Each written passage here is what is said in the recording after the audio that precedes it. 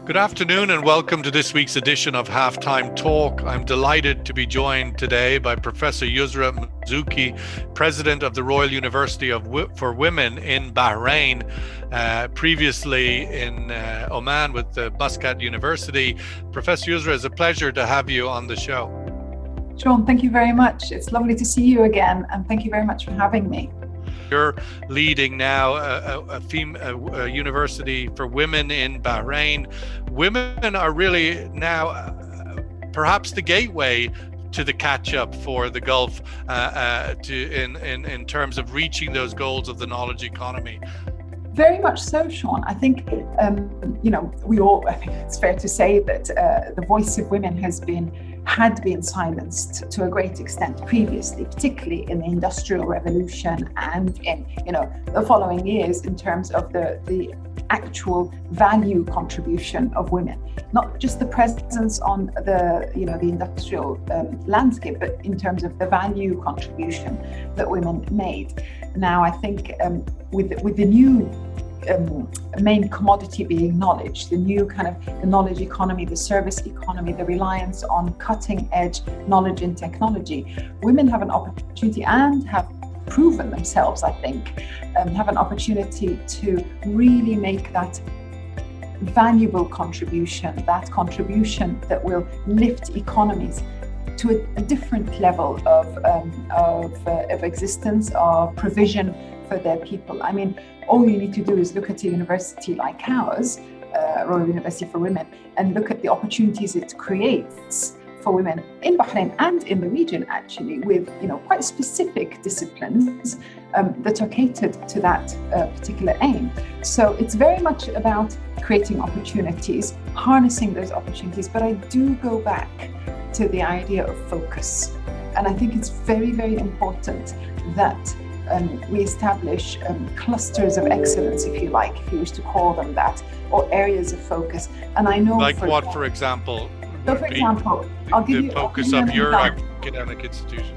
So, for example, here in the university, we have just launched a research center for women's studies, which really focuses on, as you can imagine, the contribution, the challenges women face in the region, but also how we can overcome those and, create opportunities for women to be effective in a different way.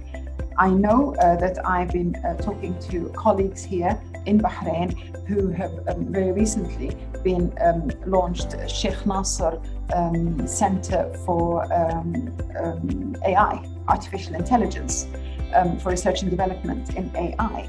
Now that's also a really interesting and up and coming area in this part of the world. It feeds into the energy markets, it feeds into our main commodity, obviously oil, how AI can help with really making that production of oil and the more efficient, if you like. Similarly, I've been talking to, or actually this morning I was attending a webinar held by Diraset, Center for Diraset here up the road, actually, looking at food security and adopting technology for food security. There are many areas that I think are, what I like about it, Sean, is the fact that it addresses the local challenges.